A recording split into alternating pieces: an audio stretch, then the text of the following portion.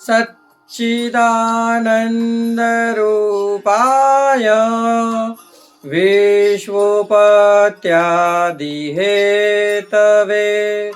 तापत्रय विनाशाय श्रीकृष्णाय वयं नमः।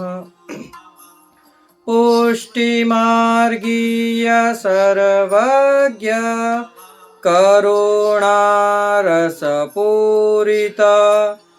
श्रेष्ठ फलप्रदाता च तस्मै श्री गुरुवे नमः।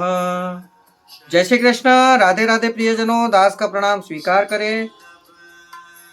आज ये दास आपके सामने एक ऐसे वैष्णव की कथा लेकर आया है जो नरसिंह मेहता के अवतार थे। हुआ यूं कि ये वैष्णव कुछ पूर्व जन्म के अपराध के कारण गूंगे थे, बोल नहीं सकते थे, परंतु कहते हैं ना, जा पर कृपा वल्लभ की होई ता पर कृपा करे सब कोई। तो वल्लभ की कृपा यदि जिस किसी पर हो गई उसका तो फिर पार पाना ही उदित है, आप जानते हैं। इस वैष्णव का नाम है गोपाल दास।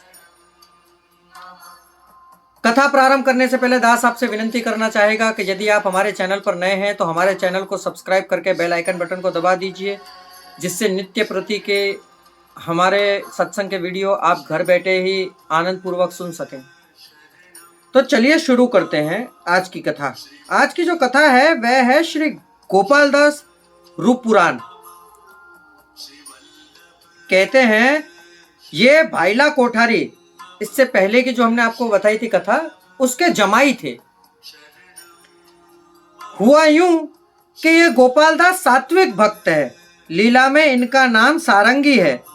ये चंपक लता जी से प्रकटे हैं, जिससे उनके भाव रूप है, और अतरंगी सखी है, जिससे इनकी पत्नी का नाम है गोमती।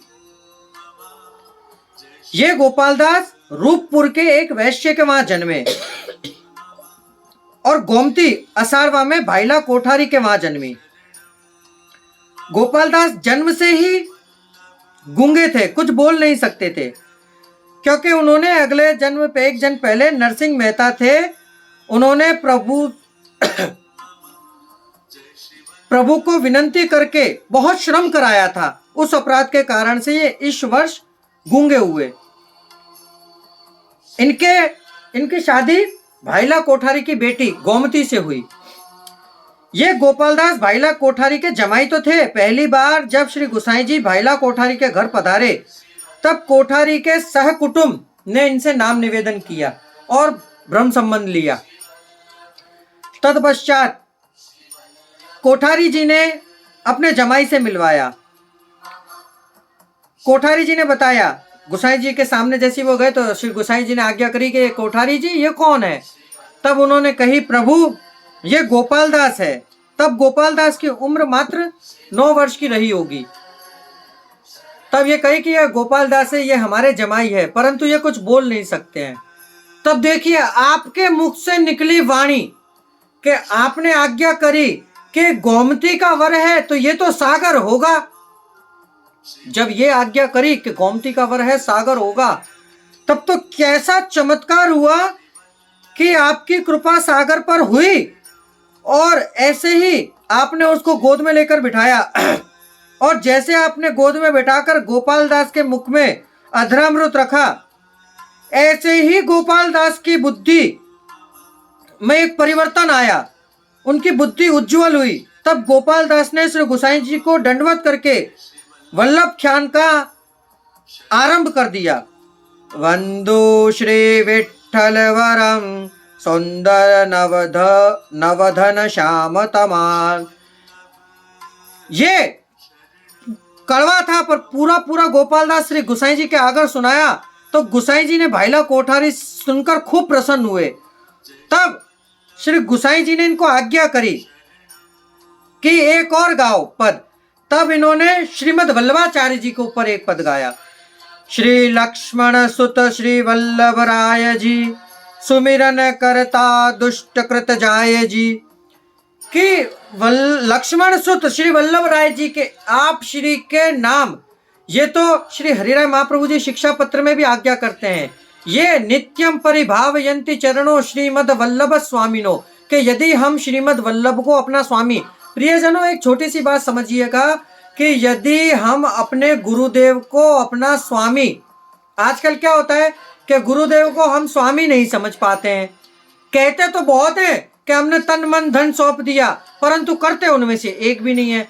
सिर्फ धन सौंपने से नहीं होता है, अपने जैसे ही आप गुरुदेव के चरणारविंद को स्पर्श करते हो तो कोटि जन्मों के जो आपने पाप अर्जित कर रखे होते हैं वह गुरु चरणारविंद में समर्पित कर देते हो। ये मन में भाव रख के आप गुरु के चरणारविंद स्पर्श किया करो। क्यों? कि गुरु की कृपा, गुरु कृपा ही केवलम, यदि गुरु की कृपा आप पर हो गई तो आपको हरि प्राप्त हो जाएंगे। बहुत संतों ने भी आज्ञा पहले करी है और आज भी कबीरदास जी का एक दोहा है ना, गुरु गोविंद दो खड़े काके लागू पाए, प्रथम नमन गुरु देव ने जिने गोविंद दियो बताए कबीरा, गोविंद दियो बताए। स्वयं गोविंद को प्राप्त करना है तो गुरु कृपा से ही प्राप्त कर पाओगे, अन्यत्र आप गोविंद को प्राप्त करना तो दूर, उनकी भक्ति को भी नहीं स्पर्श कर पाओगे। यदि गुरु की कृपा आपके ऊपर हो गई तो समझिए कि साक्षात गोविंद मिल गए आपको। तो प्रियजनों, ये थी गोपाल दास रूपपुर की कथा। यदि आपको कथा सुनकर आनंद की अनुभूति हुई हो तो हमारे चैनल को सब्सक्राइब अवश्य करिएगा। अब इस दास को आज्ञा दीजिए। जय श्री कृष्णा, राधे राधे, जय श्री वल्लभ।